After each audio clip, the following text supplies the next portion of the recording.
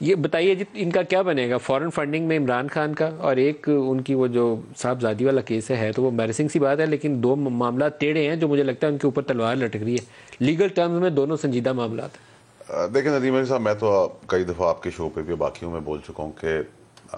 بدقسمتی سے، بد نصیبی سے عمران خان صاحب کو ان لوگوں کا ساتھ مل گیا جو عمران خان صاحب کو اس دلدل تک لے آئے ہیں، اور نا اہلی کی تلوار تو میں نے آپ کو کئی اور پروگرامز میں بھی کہا ہے کہ 99% وہاں ہے، ٹریگر بھی ان سے دبا ہے، بندوق بھی ان کے ہاتھ میں تھی۔ اب آپ یہ نہیں کہہ سکتے کہ میرے ہاتھ میں ندیم ملک صاحب نے دی تھی،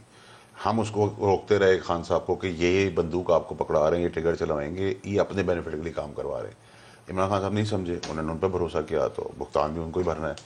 اور دوسرا جہاں تک جیل بھرو تحریک ہے،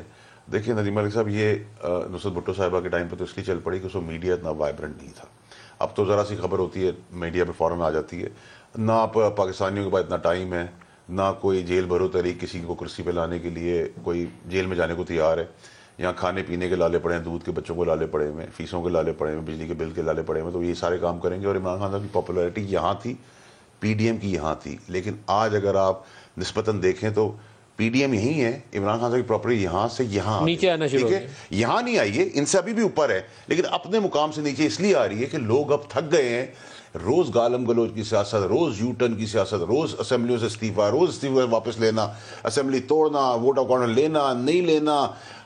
باہر روڈ پہ مارچ کرنا، پھر مارچ سے باہر نکل جانا، پھر گولیاں چل جانا، پھر گولیوں کے اوپر ایف آئی آر کٹانا، پھر ایف آئی آر سے ریورس ہوئے، لوگ تنگ آ گئے ہیں۔ لوگوں کو اب یہ مسئلہ نہیں، لوگوں کو لیڈر چاہیے جو عمران خان صاحب کو لوگ پیار کرتے تھے کہ عمران خان صاحب اس مسئلے کا حل ملک کا نکال کے دیں اور ان سب چیزوں کو سائڈ پہ کریں۔ عمران خان صاحب کرسی سے بیٹھنے سے زیادہ طاقتور آدمی آج بھی اگر کرنے پہ آ جائے، لیکن وہ کر ہی نہیں رہے۔ دیکھیں ایک ان کے اوپر ہے فورن فنڈنگ کا مقدمہ، اور ایک ان کے اوپر ہے وہ جو ابھی اسلام آباد ہائی کورٹ والا کیس ہے۔ ابھی انہوں نے یہ جو 33 کانسٹیٹوئنسیز تھی این اے کی، اس میں انہوں نے پہلے سوچا تھا کہ خود لڑیں گے، لیکن اب وہ پیچھے ہٹ رہے ہیں، کیونکہ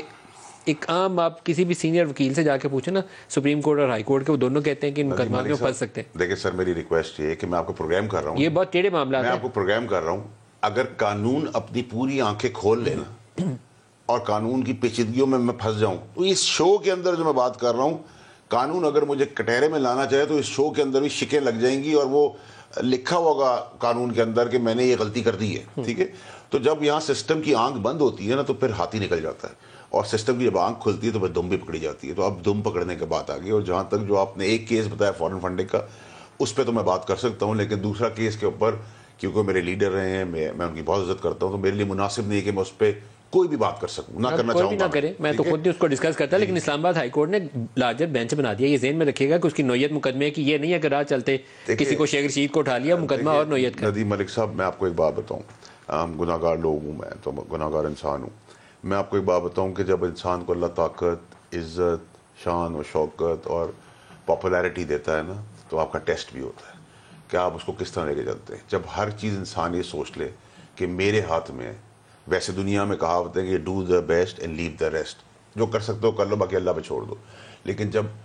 کنسنسس یہ ہو جائے کہ انسان سب کچھ کر سکتا ہے تو وہاں انسان مار کھانا شروع کر دیتا ہے۔ وہ غلطیاں ہو گئی ہیں، وہ بند گلی کے دروازہ بند ہو چکا ہے، اس پہ تالا لگ چکا ہے، کھڈے میں گھس گئے ہیں، ان کو دفن کیا جا رہا ہے، دھسایا جا رہا ہے۔ عمران خان صاحب آج بھی نہیں سمجھ رہے کہ یہ 4 6 8 آدمیوں کو سائڈ پہ کریں تو پھر رستہ ہے ان کے پاس زندگی میں، سیاست میں، اپنی پرسنالٹی کا۔ وہ برا آدمی نہیں ہے، اس سے یہ کام جان کے کروا رہے ہیں۔ میری سابقہ پارٹی کے اندر اتنے گندے اور غلیظ لوگ عمران خان صاحب کے قریب آ گئے ہیں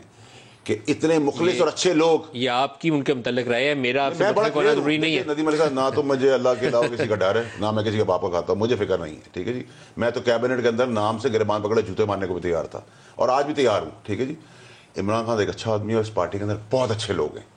لیکن وہ پارٹی کے اندر لوگوں کو آنے نہیں دے رہے۔ آپ نے کراچی کا حشر ابھی دیکھا، سندھ کا حشر آپ نے دیکھا،